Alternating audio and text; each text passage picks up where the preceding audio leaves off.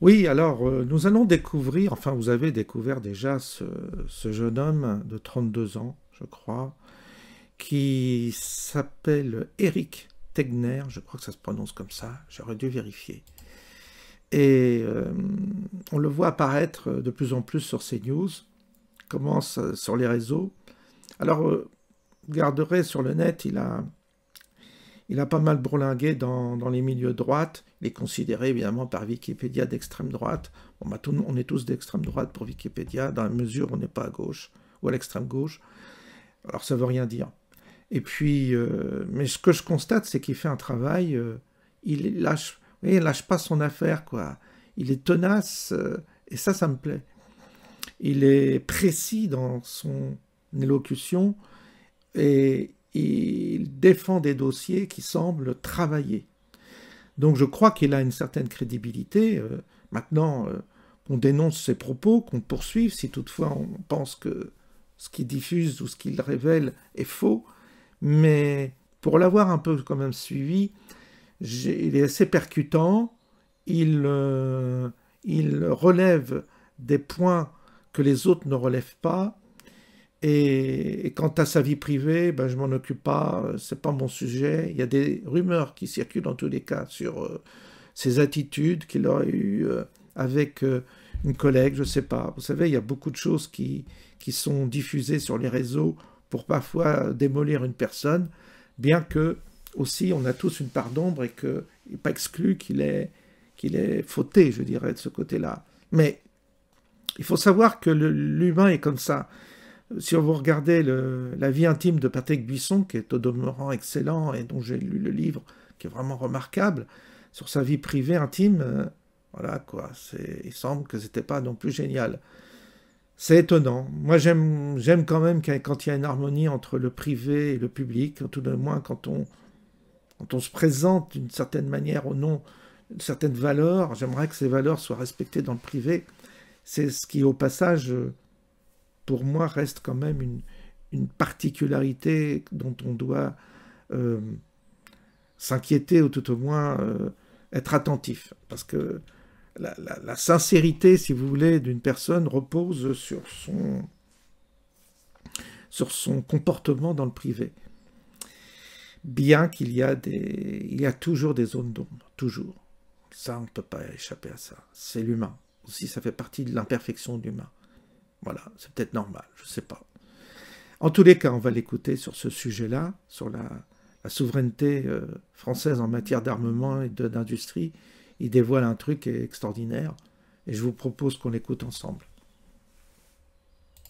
Qu'en est-il? Alors oui, Christine, le 5 mars dernier donc, la voix grave, la voix solennelle des mauvais acteurs, Emmanuel Macron s'est adressé aux Français. On s'en souvient, hausse des budgets, réarmement militaire européen, dissuasion nucléaire, fin de la protection américaine. Bravo, 1000 fois bravo, on a envie de dire. Le projet est merveilleux, enfin la France se réveille. Mais qui croire, Christine? Car pendant qu'Emmanuel Macron tente de nous convaincre de nos souhaits le plus sincère de renforcer l'industrie de la défense française, il est en train de laisser filer, sous le silence médiatique, mais également du gouvernement, une pépite de la défense française acquise aux Américains. Alors j'aime bien parce que, comme vous dites, silence médiatique, personne ne parle de ce sujet. Personne n'en parle. Pour l'instant, on est simplement sur le sujet qui est Emmanuel Macron veut renforcer l'industrie de la défense.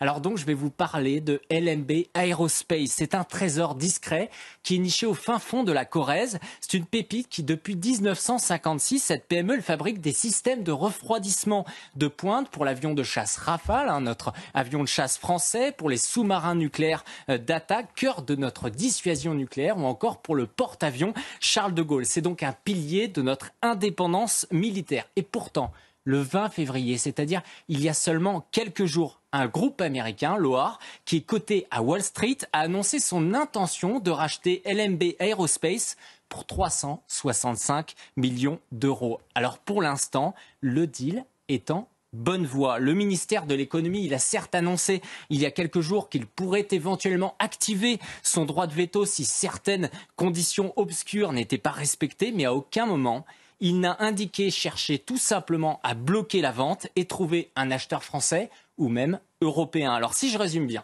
pendant que la Macronie, Christine nous présente Donald Trump comme un adversaire quasi autant dangereux finalement que Vladimir Poutine, il est sur le point de lui céder un fleuron industriel français, crucial pour notre industrie de la défense, y compris nucléaire. C'est à ne pas y croire lorsqu'on découvre cette information. Ces technologies qui sont essentielles à notre défense, elles peuvent tout à fait tomber sous le Cloud Act qui offre aux États-Unis un accès à des données sensibles. Alors Macron, il déplore d'un côté le retrait américain, mais il livre un fournisseur clé du Rafale. Où est la cohérence? Et surtout, le scandale, il s'épaissit avec Tikeo Capital, qui est le fonds français qui détient aujourd'hui LMB Aerospace depuis 2021. Et ce dernier a bénéficié de 200 millions d'euros d'aide publique pour protéger un acteur stratégique, disait-on justement à l'époque. Mais aujourd'hui donc, ils veulent céder aux Américains pour un profit confortable. Nos impôts sont donc détournés pour enrichir des financiers qui sacrifient notre souveraineté. Alors le réarmement de Macron, pour l'instant, c'est une façade. Question. Vous voyez que là, c'est un dossier sérieux.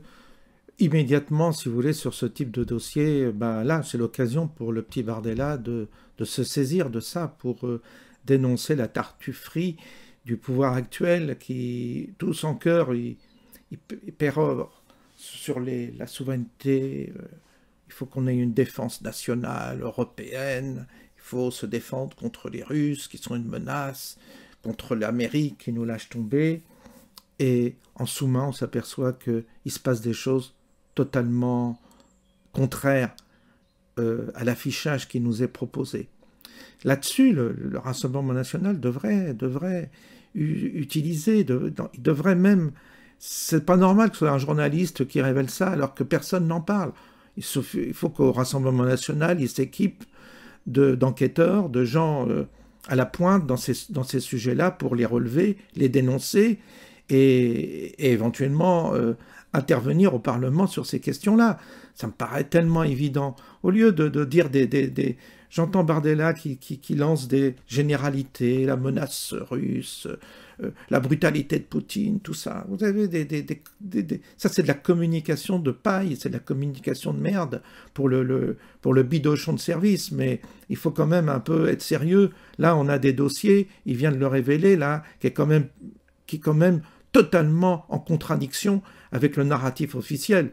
C'est pour vous dire à quel point tout ça est une vaste comédie et que, en réalité, derrière ce rideau de fumée, les affaires se font toujours dans le même sens, c'est-à-dire d'une certaine manière au profit des Américains, pour le coup, et absolument pas dans l'intérêt de l'Europe, comme ils disent, et ni de la France, bien entendu, mais la France c'est devenu de toute façon une serpillière sur laquelle on s'essuie les pieds et dont on n'a plus rien à foutre.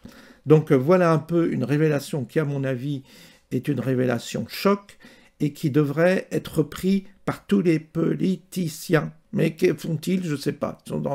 Ils vont sur les plateaux, puis ils vont toujours sur les joies. Bardella, on le voit sur France Inter, sur le service public, il adore. Léa Samalé, là, je ne sais pas comment ça... Oui, c'est ça.